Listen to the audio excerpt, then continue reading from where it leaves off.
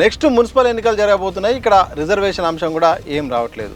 ఎట్లా చూస్తారు ఈ పరిణామాన్ని? నేనేమంటున్నానంటే కాంగ్రెస్ రక్తంలోనే మోసగారితనం ఉంది. బీసీలను మొదటి నుంచి మోసం చేసినటువంటి పార్టీ ఏదైనా ఉందంటే అది కాంగ్రెస్ పార్టీ. పార్లమెంటులో కాంగ్రెస్ పార్టీ ప్రస్తావించిందా బీసీల రిజర్వేషన్ల గురించి? రాహుల్ గాంధీ పార్లమెంట్లో మాట్లాడిండా ఏ రోజన్నా? ఈ దేశంలోనే అత్యధిక జనాభా కలిగినటువంటి బీసీలను అణచివేశారు. ఇంకా వీళ్ళు ఏం చేస్తున్నారంటే ఈ బీఆర్ఎస్ పార్టీ మాది, ఈ బీజేపీ పార్టీ మాది, ఈ కాంగ్రెస్ పార్టీ మాది అనే భ్రమల్లో ఉన్నారు. కానీ అవి బీసీల పాలిట పాము పడగలు. నమస్తే, welcome to Disha TV. Telangana రాష్ట్రంలో ఈ మధ్యకాలంలో బీసీ రిజర్వేషన్ల అంశం ప్రధానంగా తెరపైకి వస్తుంది. దీనికి గల కారణం కాంగ్రెస్ పార్టీ అధికారంలోకి వస్తే 42% రిజర్వేషన్లు స్థానిక సంస్థల ఎన్నికల్లో అమలు చేస్తామని చేసిన ప్రకటన. దీంతో ఇక బీసీ సంఘాలు, మేధావులు, ఇక రాజకీయ నాయకులు కూడా ప్రధానంగా బీసీ రిజర్వేషన్ల అంశాన్ని రాజ్యాధికారమే మా లక్ష్యము, అలాగే రిజర్వేషన్లలో మా వాటా అంటూ కూడా కొన్ని నెలలుగా ప్రధానంగా ఈ అంశాన్ని తెరపైకి తీసుకొస్తున్నారు. ఓవైపు ఎన్నికలు జరుగుతున్నాయి, సర్పంచ్ ఎన్నికలు జరిగాయి, మరోవైపు మున్సిపల్ ఎన్నికలు జరగడానికి ఇక నోటిఫికేషన్ కూడా వచ్చింది. దాంతోపాటు నెక్స్ట్ ఇక పరిషత్ ఎన్నికలు, ఆ తర్వాత ఇక జిహెచ్ఎంసీ ఎన్నికలు కూడా జరిగిపోతున్నాయి. కానీ రిజర్వేషన్ల అంశం మాత్రం అలాగే ఆగిపోయింది. ఇక పాత పద్ధతిలో ఇక ఈ యొక్క తంతు కొనసాగుతుంది.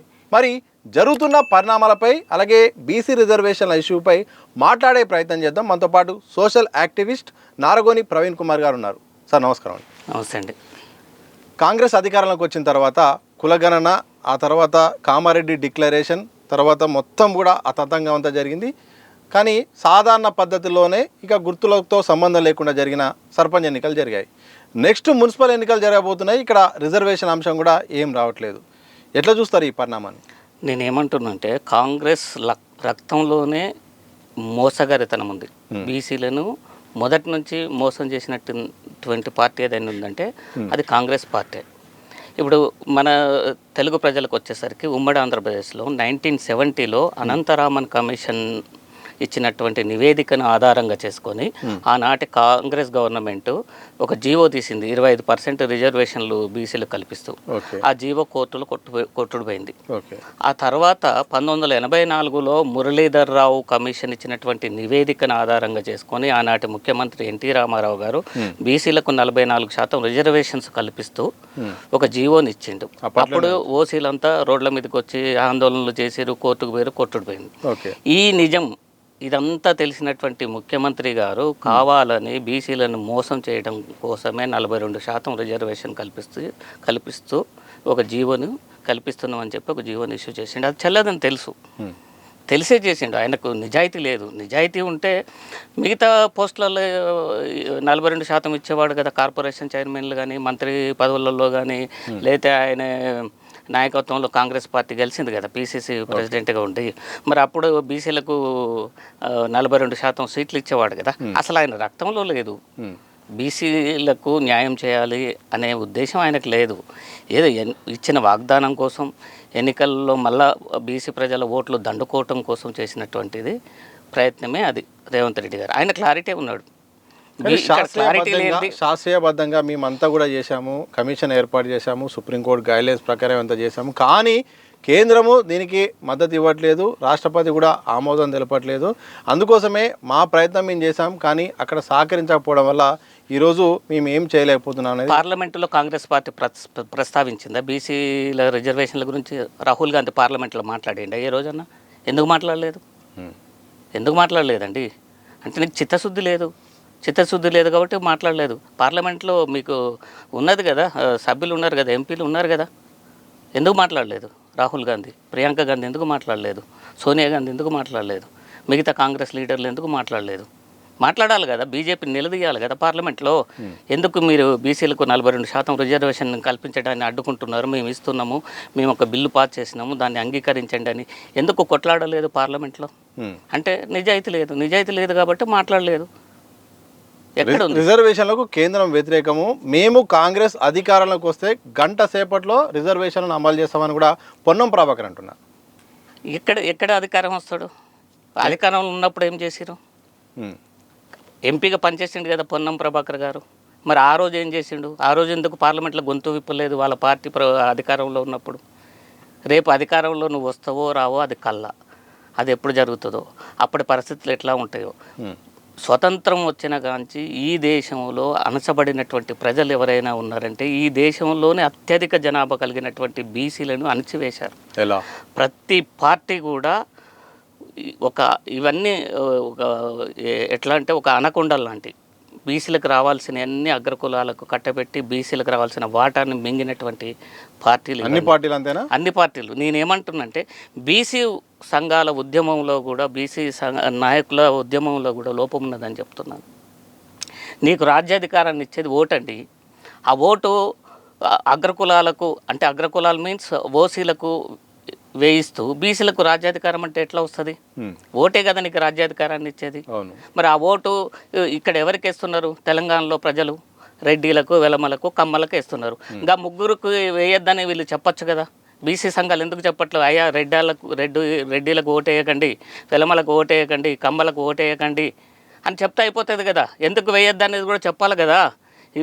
మనకు రాజ్యాధికారంలో వాటా ఇవ్వడానికి ఇష్టపడట్లేరు, ఉద్యోగాల్లో వాటా ఇవ్వడానికి ఇష్టపడట్లేరు, భూముల పంపకాల్లో వాటా ఇవ్వడానికి ఇష్టపడట్లేరు, బడ్జెట్లో మనకు కనీసం 2% నిధులు కూడా కేటాయించట్లేరు. వీళ్ళు మోసగాళ్ళు, ఈ పార్టీలన్నీ మోసం చేసినటువంటి పార్టీలు. ఈ పార్టీలో ఉన్నటువంటి ఓసీలకు ఓటేయొద్దని ఈ బీసీ సంఘాలు కానీ బీసీ నాయకులు కానీ లేకుంటే ఈ రాజకీయ పార్టీలలో ఉన్నటువంటి బీసీ ఎమ్మెల్యేలు కానీ లేకపోతే నాయకులు కానీ ఎందుకు మాట్లాడలేకపోతున్నారు? మాట్లాడాలి కదా. ఓటేమో రెడ్డి వెలమ కమ్మలకే ఇప్పించి బీసీలకు రాజ్యాధికారం అంటే ఎట్లా వస్తుంది? ఎట్లా ఇస్తారు? వాళ్ళు ఎందుకు ఇస్తారు? వాళ్ళు నిన్ను ఓటు బ్యాంకుగా వాడుకుంటున్నారు. బీసీలని అగ్రకులాలు మీన్స్ రెడ్డి వెలమ కమ్మలు 2000 ఇస్తే ఓటేసేవాళ్ళు. బస్ అణచివేత క్లియర్గా కనపడుతుంది కదా. ఈడబ్ల్యూఎస్ రిజర్వేషన్స్ బ్రహ్మాండంగా అమలు చేసుకుంటూ ఈడబ్ల్యూఎస్ రిజర్వేషన్స్లో ఈడబ్ల్యూఎస్ విషయంలో మీకు అభ్యంతరం ఏంటి?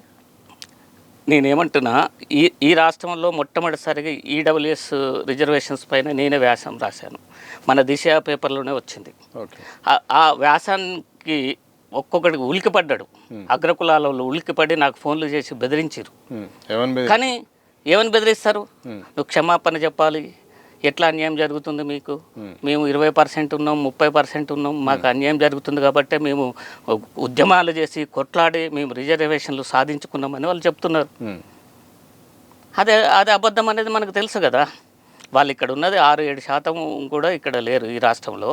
వాళ్ళకు 10% రిజర్వేషన్లు అమలు అవుతున్నాయి. ఆ రిజర్వేషన్లో ఉద్యోగాలు కొట్టుకుపోయేటోళ్ళంతా రెడ్డి వెలమలే, ఇంకేమన్నా ఉంటే బ్రాహ్మిన్సో లేకపోతే వైశ్యులో అక్కడ వాళ్ళు ఉంటారు. వాళ్ళు కూడా పెద్దగా ఈ రిజర్వేషన్లు ఈడబ్ల్యూఎస్ రిజర్వేషన్లు ఈ రాష్ట్రంలో ఎక్కువ ఉపయోగించుకునేటటువంటి కులం ఏదైనా ఉందంటే అది రెడ్డిస్. ఇప్పుడు రెడ్డి జాగృతి అధ్యక్షుడు కానీ మిగతా వాళ్ళు ఏమంటున్నారంటే ఈడబ్ల్యూఎస్ ఉద్దేశం ఏంటంటే అగ్రకులాల్లో అత్యంత వెనుకబడిన వారి కోసం మాత్రమే దీన్ని తీసుకు. అసలు మీరు ఉన్నది ఎంత, అందులో పేదరికం ఎంత ఉన్నది, ఆ పేదరికం ఉన్నంత % నువ్వు లెక్క కట్టినవా?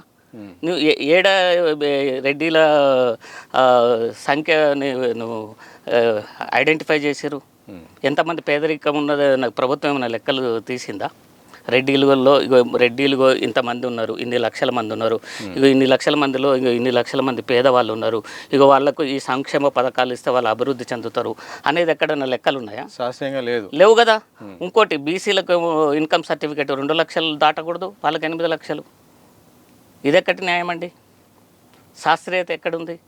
ఇక్కడ ఉన్నటువంటి ఇప్పుడు ఈడబ్ల్యూఎస్ రిజర్వేషన్స్ అమలు చేసే ముందు అప్పుడు ఉన్నటువంటి బీఆర్ఎస్ గవర్నమెంట్ కానీ ఇప్పుడు ఉన్నటువంటి కాంగ్రెస్ గవర్నమెంట్ కానీ వాళ్ళ జనాభా లెక్కను ప్రకటించాలి కదా.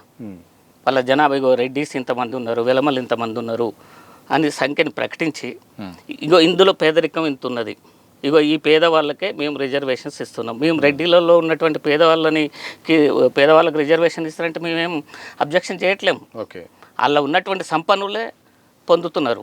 అసలు ఇప్పుడు రెడ్డిస్ ఈ రాష్ట్రంలో మరి ఎందుకు అభివృద్ధి చెందలేకపోయారు? పరిపాలించినంత ఎక్కువ శాతం వాళ్ళే కదా. వాళ్ళ బాధ కూడా అదే, వాళ్ళే కదా, కమ్మలే కదా. మరి అట్లాంటప్పుడు మీరు కూడా మరి ఆ నాయకులకు ఎందుకు వ్యతిరేకంగా మాట్లాడట్లేరు? ఇప్పుడు అవే కుటుంబాలకు మళ్ళీ మీరు ఎందుకు ఓట్లు ఇస్తున్నారు? మా బీసీలకు వేయండి, మీ రెడ్లు వెలమలు కమ్మలు ఇతర కులాలు వేయండి, మేము మీకు మీ షేర్ ఎంత ఉందో అంత ఇస్తాం, మాకేం అబ్జెక్షన్ లేదు. మా షేర్ కోసం కదా మేము కొట్లాడేది. మా షేర్ కోసం కొట్లాడినప్పుడు మీరు ఎందుకు ఆందోళనలు చేస్తున్నారు, ఎందుకు రోడ్ల మీదకి వస్తున్నారు? ఓకే, వాళ్ళ కోసం వాళ్ళ కులం సంక్షేమం కోసం రెడ్డి జాగృతి కొట్లాడటం తప్పు లేదు, న్యాయం ఉంది. వాళ్ళకి ఏమైనా అన్యాయం జరిగితే ఖచ్చితంగా కొట్లాడాల్సిందే, సాధించాల్సింది, దానికి ఏం అబ్జెక్షన్ లేదు. కానీ మా పోరాటాన్ని మీరు ఇబ్బంది పెట్టద్దు, మా పోరాటానికి మీరు వ్యతిరేకంగా పనిచేయద్దు అని చెప్పి మేము రెడ్డి జాగృతికి కానీ ఇతర రెడ్లకు కానీ వెలమలకు కానీ కమ్మలకు కానీ ఈ ఓసీ కులాలకు మేము చెప్తున్నాం.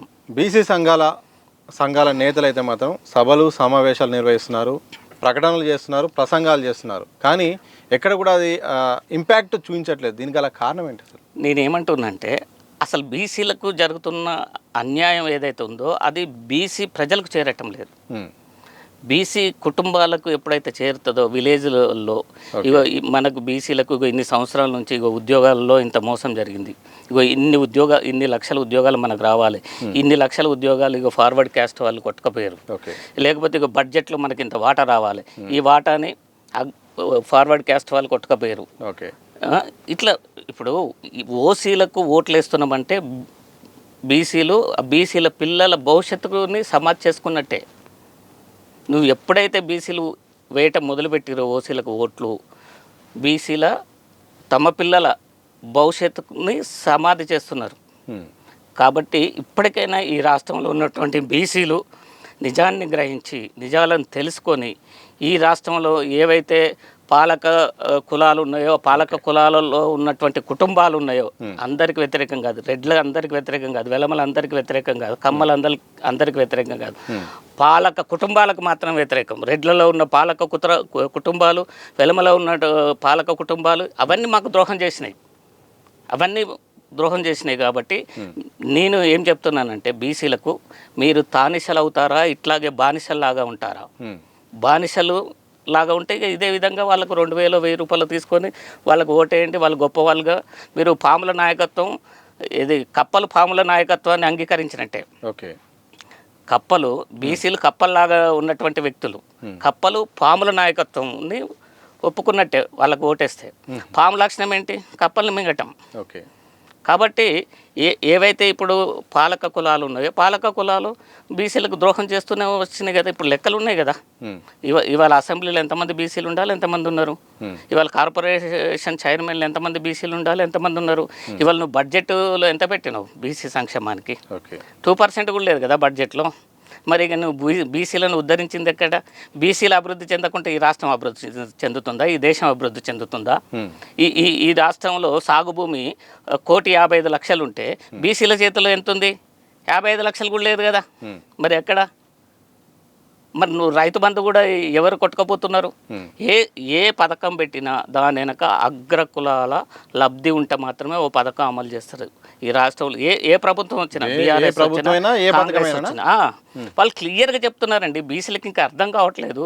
మేము బీసీ వ్యతిరేకులము, బీఆర్ఎస్ పార్టీ చెప్తుంది, బీజేపీ పార్టీ చెప్తుంది, కాంగ్రెస్ పార్టీ చెప్తుంది క్లియర్గా మేము బీసీలకు వ్యతిరేకము, బీసీలకు రాజ్యాధికారంలో వాటా ఇవ్వడానికి వ్యతిరేకము, మేము ఇయ్యమా, మీరు ఓటేస్తే వేయండి లేకుంటే లేదని వాళ్ళు క్లియర్గా చెప్తున్నారు కదా.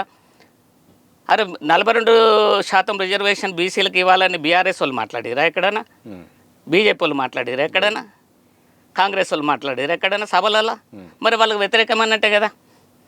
అంత ఉత్తుత్త మాటలే కదా వాళ్ళే. కానీ సర్పంచ్ ఎన్నికల ముందు ఏదైతే ఈ కులగణన సంబంధించిన వ్యవహారం జరిగినప్పుడు బీఆర్ఎస్ కానీ బీజేపీ కానీ మాట్లాడే ప్రయత్నం చేసింది, ఆ పార్టీలో ఉన్న బీసీ నాయకులు మాట్లాడారు. కానీ ఎలక్షన్ సందర్భంలో మాత్రం ఈ అంశం అసలు ఏ పార్టీ కూడా మాట్లాడే సాహసం కూడా చేయట్లేదు. నేనేమంటున్నా, ఈ రాష్ట్రంలో ఉన్న బీజేపీ బీసీ నాయకులు కానీ ఓసీ నాయకులు కానీ పార్లమెంట్లో మాట్లాడారు, ఎంపీలు మాట్లాడలే కదా. మా రాష్ట్రంలో బీసీలు అణచివేయబడ్డారు, మా రాష్ట్రంలో బీసీలకు అన్యాయం జరుగుతుంది, మా రాష్ట్రంలో ఉన్న బీసీలకు 42% రిజర్వేషన్ కల్పించాలి అని చెప్పేసి ఇక్కడ ఉన్నటువంటి 8 మంది ఎంపీలు ఉన్నారు కదా బీజేపీ ఎంపీలు, వాళ్ళు ఎందుకు మాట్లాడలేదు పార్లమెంట్లో? నిజాయితీ ఉంటే, చిత్తశుద్ధి ఉంటే. అంటే ఇక్కడ వాళ్ళు ఏం భావిస్తున్నారు? ఇక్కడ బీసీలు బాగానే ఉన్నారని భావిస్తున్నారా? ఇక్కడ బీసీల ఓట్లు బీజేపీకి అవసరం లేదా? ఇక్కడ బీసీల ఓట్లు కాంగ్రెస్కి అవసరం లేదా? ఇక్కడ బీసీల ఓట్లు బీఆర్ఎస్కి అవసరం లేదనే వాళ్ళు నిర్లక్ష్యం.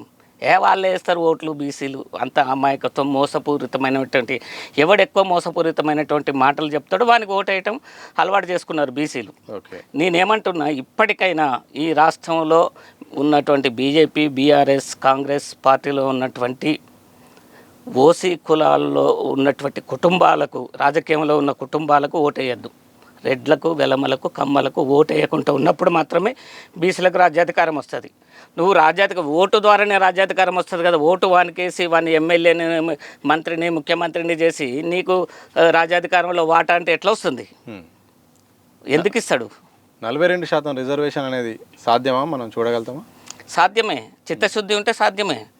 ఎందుకు ఈడబ్ల్యూఎస్ రిజర్వేషన్ సాధ్యపడినప్పుడు అది సాధ్యం కాదా? ఎందుకు సాధ్యం? 42 కాదు, 60% సాధ్యమవుతుంది. ఎవరి వాటా వాళ్ళు పంచుకుంటే తప్పే ఉంది.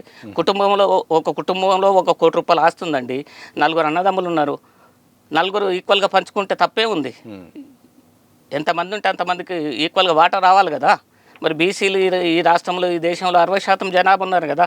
60% జనాభాకు 42% ఇవ్వడానికి ఏం కడుపు నొప్పిలేస్తుంది ఈ రాజకీయ పార్టీలకు? అంటే ఇవి మోసకారితనం ఉన్నటువంటి పార్టీలు, దగాకోరు పార్టీలు, అన్యాయం చేస్తున్నటువంటి పార్టీలు అనేక రకాలుగా. అసలు పారిశ్రామికవేత్తలు అంతా ఎవరండి? ఇవాళ కార్పొరేట్ రియల్ ఎస్టేట్ సంస్థలు ఎవరేయండి? ఇవాళ కార్పొరేట్ స్కూల్స్ ఎవరేయండి? కాలేజీలు ఎవరేయండి? విద్యా సంస్థలు, వైద్య సంస్థలు మొత్తం వాళ్ళ గుప్పిట్లో పెట్టుకున్నారు. ఇవాళ ఇవి ఏమంటారు, కాంట్రాక్ట్స్ ఎవరి? ఇవన్నీ వాళ్ళే కదా. ఎందుకు వాళ్ళే అన్ని రంగాల్లో ఉన్నారంటే వాళ్ళు పాలనలో ఉన్నారు కాబట్టి వాళ్ళు అన్ని రంగాల్లో ఉన్నారు. ఇవాళ మరి సుబ్రహ్మరెడ్డి గారికి 5,700 కోట్లు ఎందుకు మాఫీ అయింది? ఒక రైతుకు 1,00,000 రూపాయలు మాఫీ చేయడానికి నీకు డబ్బులు ఉండవు, నువ్వు మాఫీ చేయలేవు. జప్తు చేస్తారు ఆస్తులు.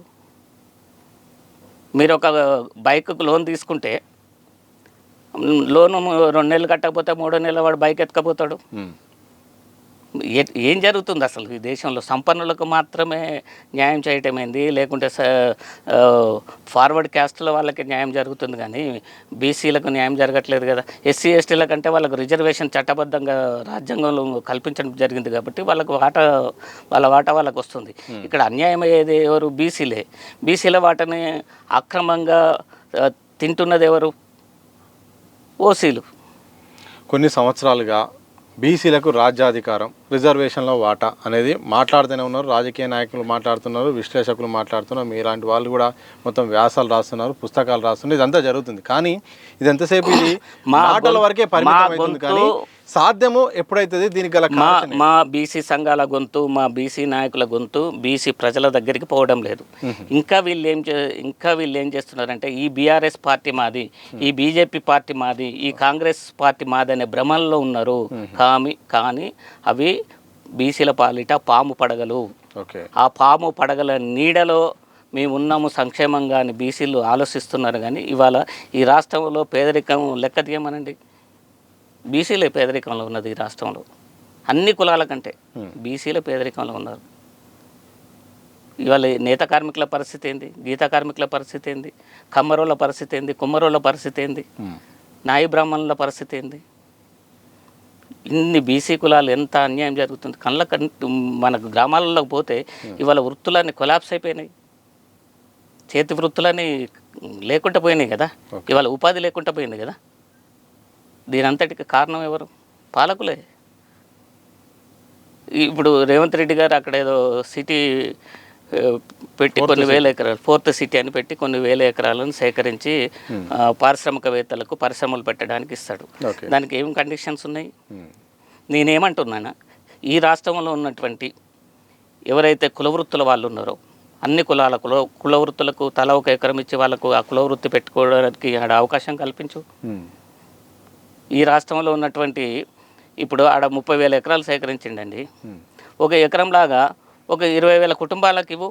తెలంగాణలో ఉన్నటువంటి కుల వృత్తులు చేసుకుని బతికేటటువంటి సెట్ అయిపోతుంది, పేదరికం పోతుంది కదా, వాళ్ళకు ఉపాధి లభిస్తుంది కదా. మరి వాళ్ళ ఏంటి పరిస్థితి? అరే వీళ్ళ సంక్షేమ పథకాలు చూస్తే అద్భుతంగా కనబడతాయి కానీ అవి ఎవరికి పోతున్నాయో ఎవరికి తెలియదు. 1,00,000 ఇళ్ళు ఇచ్చినామని కాంగ్రెస్ చెప్తుంది, 1,00,000 ఇళ్ళు ఇచ్చినామని బీఆర్ఎస్ పార్టీ చెప్తుంది. ఎవరికి ఇచ్చిరు, ఎక్కడిచ్చిరు, ఏడ కనబడట్లేవేంటి? మరి ఇంకా ఇండ్ల కోసం 20 లక్షల మంది దరఖాస్తులు ఎట్లా చేసుకున్నారు?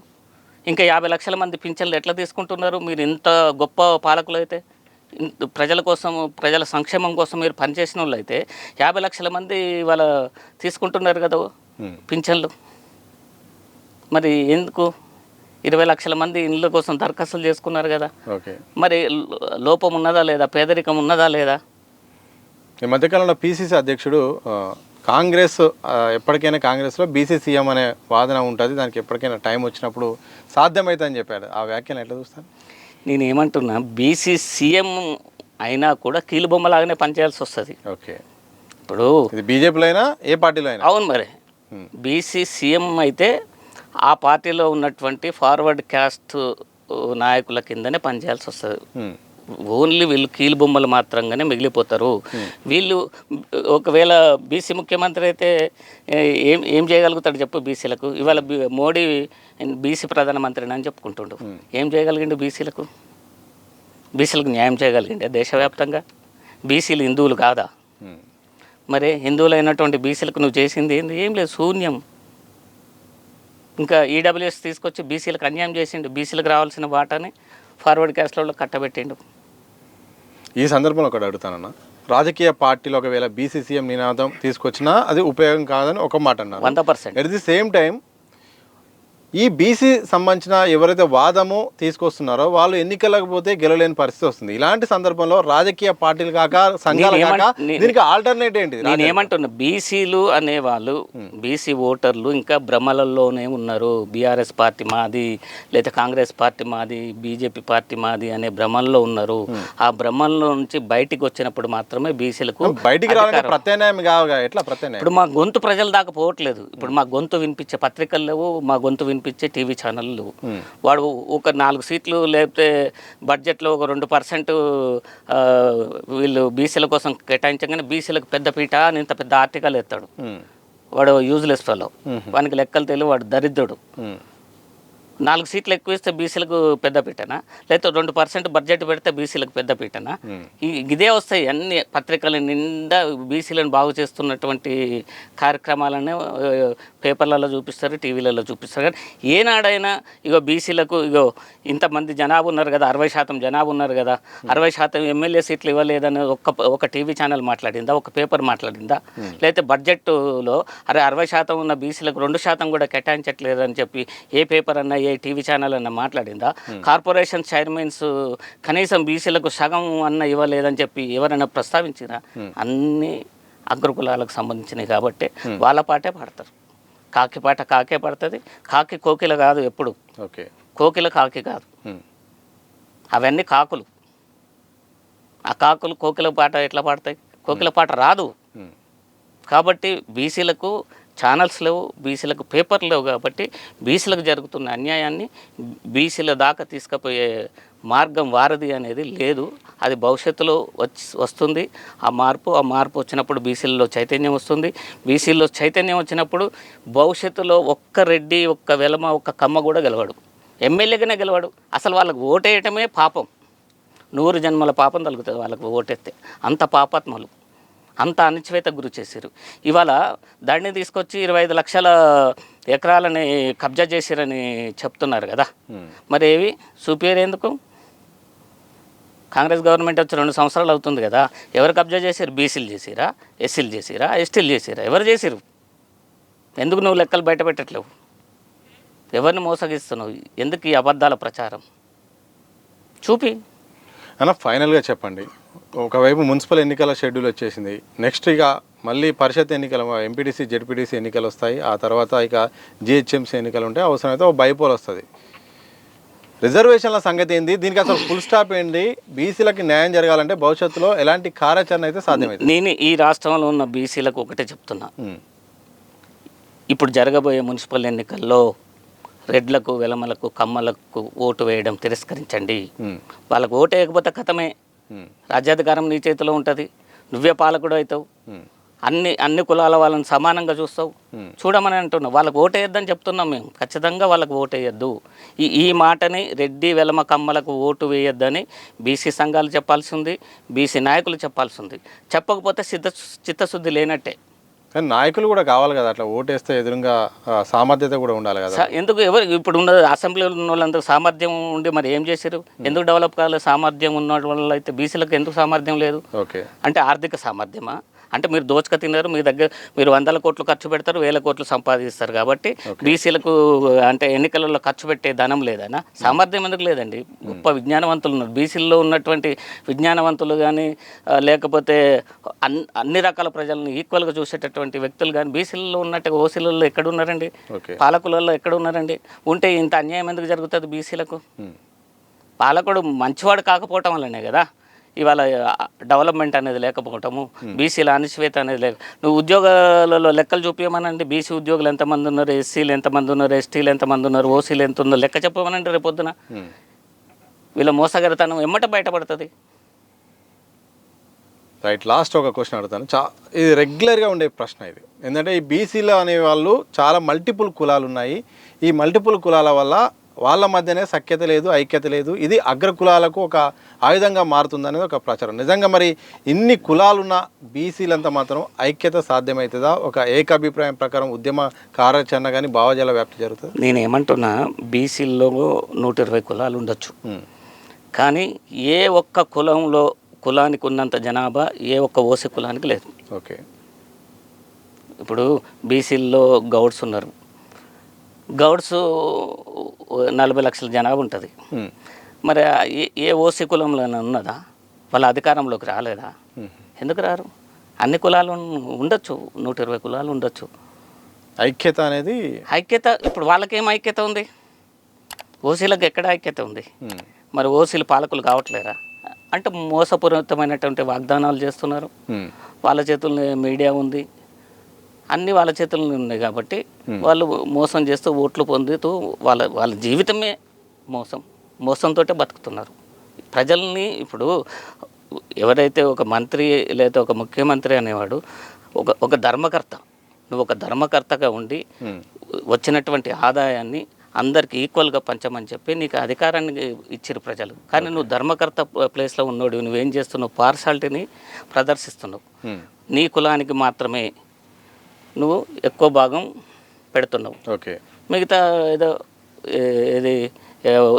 పిచ్చుకలకు విత్తనాలు చల్లినట్టుగా బీసీలకు ఇన్ని చల్లుతున్నావు అంతే. మొత్తానికి అయితే మాత్రం అన్ని పార్టీలు ఖచ్చితంగా భవిష్యత్తులో బీసీ ఎస్సీ ఎస్టీలు రెడ్లకు వెలమలకు కమ్మలకు ఓటు వేయద్దు. ఓటు వేసి ఇంకా మోసపోదు. ఇంకెంతకాలం మోసపోతాం వాళ్ళకు ఓటేసి? వేస్తూనే ఉన్నాం కదా స్వతంత్రం వచ్చిన కాంచి. ఈ రాష్ట్రంలో ఎవరు పాలకులయ్యారు? రెడ్లు, వెలమలు, కమ్మలు. ఈ 3 కులాలు ఫెయిల్యూర్ అయినట్టుగా తెలుస్తుంది కదా. మనం డెవలప్ కాలేదంటే ఈ 3 కులాలలో ఉన్నటువంటి పాలకులు ఫెయిల్యూర్ అయ్యారు. మోసగాళ్ళు, వాళ్ళు దగాకోర్లు. కాబట్టి వాళ్ళకు ఓటేయద్దని చెప్తున్నాను. నేను అందరు రెడ్లను అనట్లేను, అందరు వెలమలను అనట్లేను, అందరిని లేదా కమ్మలను అనట్లేను. ఓన్లీ పాలక కుటుంబాలను మాత్రమే అంటున్నాను. వాళ్ళకు భవిష్యత్తులో ఈ రాష్ట్రంలో ఉన్నటువంటి బీసీలు, ఎస్సీలు, ఎస్టీలు ఓటు వేయద్దు. ఓటు వేయకపోతే కథమే, అధికారం మనదే. మన ఓటు మన బీసీలకే పడ్డదనుకో, మన ఎస్సీలకే పడ్డదనుకో, మన ఎస్టీలకే పడ్డదనుకో, పాలన మన చేతిలోకి వస్తుంది. పాలన మన చేతిలోకి వచ్చినప్పుడు మన ప్రజల్ని మనం బాగు చేసుకుంటాం. అది నేను చెప్తున్నాను. Okay, thank you very much అండి. మొత్తంగా ఇది తెలంగాణ రాష్ట్రంలో బీసీ రిజర్వేషన్ల చుట్టూ సాగుతున్న అంశాలను మాత్రం అగ్ర కులాలకు ఓటేయకపోతే ఆటోమేటిక్గా బీసీలకు ఓటేస్తే రాజ్యాధికారమే లక్ష్యము, అలాగే అధికార ఫలాలు కూడా పొందే అవకాశం ఉంటుంది. అలాగే ఐక్యత విషయంలో కొంతమంది ప్రచారం చేసినప్పుడు కూడా ఐక్యంగా ఉన్నారు, కానీ బీసీ యొక్క వాయిస్ అనేది ప్రజల్లోకి వెళ్ళడం లేదు. బీసీ సంఘాల సామర్థ్యం కూడా పెరగాల్సిన అవసరం ఉంది. ఎప్పటికైనా మాత్రం ప్రధాన రాజకీయ పార్టీలు ఎప్పటికి కూడా బీసీలకు న్యాయం చేయవు. బీసీ సీఎం ప్రకటన చేసినా కానీ సీఎంకు పూర్తి స్థాయిలో అవకాశాలు ఇవ్వరు. కాబట్టి ఎప్పటికైనా ప్రత్యామ్నాయ వ్యవస్థ అవసరమే. ఏ రోజైనా మాత్రం రాజ్యాధికారం సాధ్యమే. బీసీలకు ఎవరెంతో వారికంతానే వాటా ప్రకారం అయితే మాత్రం భవిష్యత్తులో ఒక ఉద్యమ బాట పట్టాల్సిన సందర్భం కూడా వస్తుంది. ఇక బీసీలకు కూడా న్యాయం జరిగే రోజులు కూడా వస్తాయని కూడా నారగోని ప్రవీణ్ కుమార్ గారు అయితే మాత్రం చెప్తున్న సందర్భం కనిపిస్తూ ఉంది. చూస్తూనే ఉండండి దిశ టీవీ.